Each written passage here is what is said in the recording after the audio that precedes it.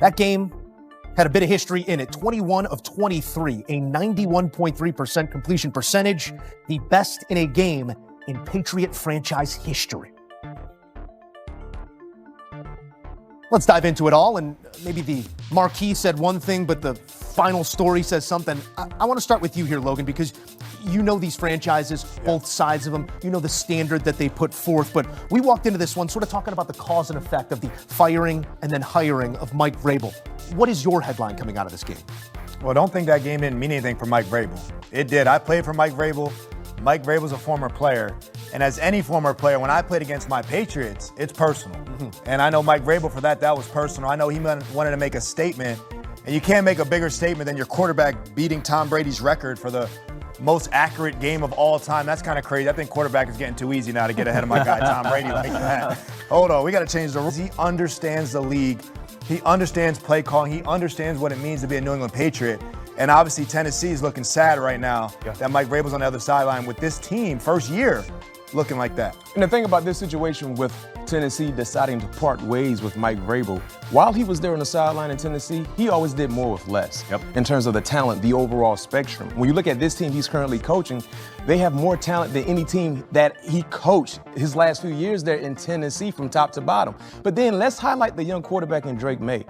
Over the last 4 weeks in the National Football League, I don't think there's another quarterback that's seen the football field better than Drake Maye. We talked about the 91% completion percentage today, but earlier, 3 weeks ago, he did 82, 73, 69, and then 91. The last 4 weeks, he has been balling in terms of his accuracy, not to mention in that 4-game stretch, 7 passing touchdowns. So when you look at where this team is currently sitting and the aspirations they have, it starts with 2 individuals, the head coach and Mike Vrabel and the quarterback in Drake Maye, because he's playing with an abundance of confidence and he is spreading the football around the football field to his players that are actually exceeding the expectations when you look at the pass catchers. We talk about taking that step forward, JJ, in a sophomore season, but he's quite literally addressing all that we put in front of him a year ago. The shortcomings in terms of accuracy, downfield accuracy is on pace to make the largest jump we've ever seen in NFL history.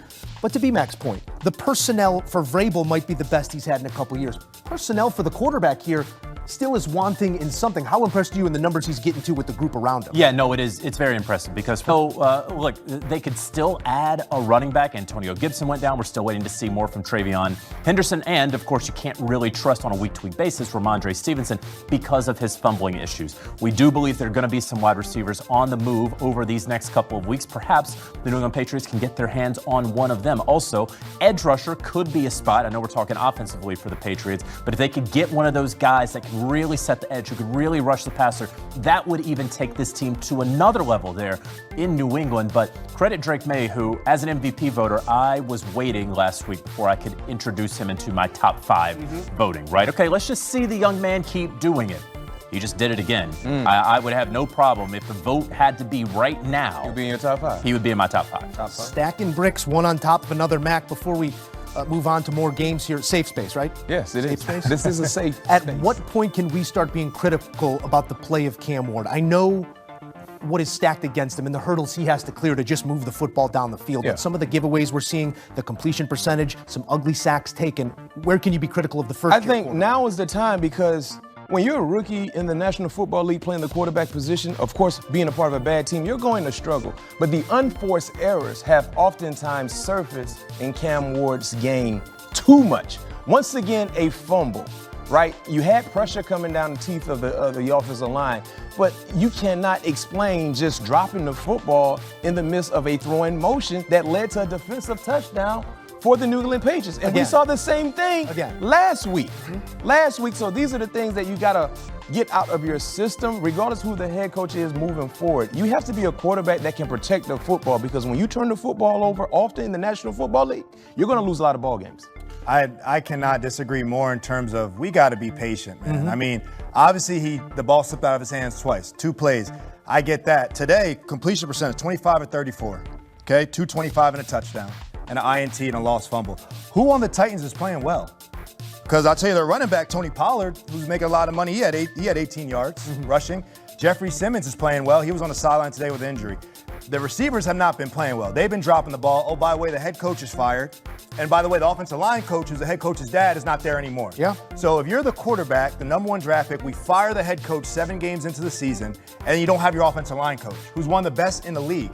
So you think about your safety. I mean, what is the future of Cam Ward when you don't even have an offensive line coach capable on the staff? And a credit to the young man and the young talent that is Cam Ward, who is going to be the first to raise his hand and say, I got to be better. But the team as a whole has to be better around him. He does lead the league in sacks taken and has the lowest completion percentage currently in the NFL. We got more to come here on HQ Postgame as we look at some numbers out of this one. The Pats, 5-2, have already surpassed the win total from the past 2 seasons. And for Vrabel, the feather in his cap, surpassing the win total of the Tennessee Titans the last 2 seasons combined.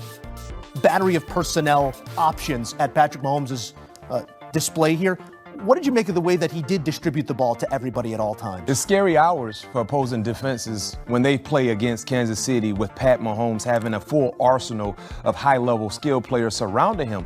Pat Mahomes was already cooking. The last few weeks, he's been playing some really inspired football. But now you add Rashee Rice back into the fold, highly motivated with what he already had going on with, you look at Hollywood Brown and the rest of the guys. I mean, at his disposal, it's almost like pick and choose what you want to do and how you want to do it. And that's what we saw. So now with the offense having the high-level pass catchers, the running game finally surfaced. When you look at Isaiah Pacheco, as a team, they rushed for over 150 yards on the ground. So now a sense of balance is there because of the quality pass catchers that Pat Mahomes has. Logan, it's the pillars of winning football that we're seeing here from the Chiefs. But talk to me about what Coach Spags' group did to this Raiders offense that rendered them almost non-existent.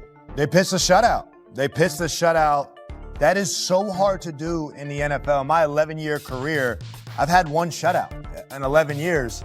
And that's because to not let the team even attempt or kick a field goal is really hard in the NFL. That is dominance, and that's what the Chiefs, that's the scary thing about the Chiefs is as well as they played offensively, they play that well defensively. It's like they have 2 head coaches on that staff with Spagnuolo and Andy Reid. And to allude to B-Mac real quick, the balance that they're establishing, when you get to the red area against the Chiefs, the exotics, the plays that they pull down, them being 4 of 5 in the red zone. I've been in Bill Belichick meetings. I've been in meetings with Dick LeBeau. I've been in all types of meetings with Hall of Fame defensive play callers. And it's a long meeting preparing for what the Chiefs can do with those weapons in the red zone. You talked about the defensive dominance. The Raiders were 0-7 on 3rd down. They had 95 yards of total offense for 4 quarters.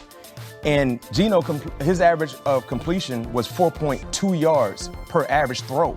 That's losing football. Not to mention for the entire ball game, they only had 3 first downs compared to 30 by Kansas City. So to Logan's point, Steve Spagnuolo, yes, he was going against a short-handed offense, but he made sure he didn't give them any glimmer of hope to really make them feel like they can make this thing competitive. Well, very short-handed for the Raiders, right? We're already talking about a team that's probably bottom half of the NFL in terms of talent on the roster. That's the reason that they have a new head coach, a new general manager there, right? So when they're down Jacoby Myers, who is their only wide receiver, and he's inactive for the game. When they're down Brock Bowers, who was doubtful for this week, and then obviously inactive for that game.